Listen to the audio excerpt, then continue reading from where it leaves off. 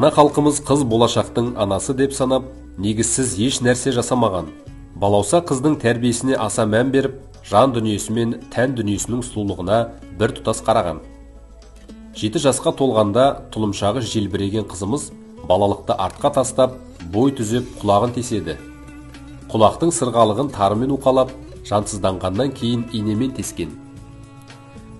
Ата-анасы күмістің денсаулыққа пайдалы екенін ескеріп, қыз құлағына күмістен сырға жасатқан. 7 жасқа дейін қуыршақ ойнаған қыздың ой санасы біртіндеп өзгереді.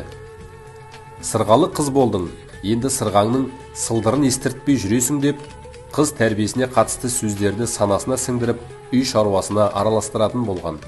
Құлағы тесілген қызға бүрмелі көйлек, тақия кигізіп, қос бұрымына шашбау қоса өретін болған. Ол қыздың сәніне сән қосып, қыздың жүріс тұрысына сеп болады деп ырымдаған. Қолыңыз жеңіл болсын, тез жазылсын деп құлақ тескен адамға кәдесый жасаған. Әр халықтың ұлттық танымын, көзқарасын, өзіне тән жеке ұлттық ерекшелігін білдіретін наным сенімі, әдет ғұрып, салт дәстүрі бар.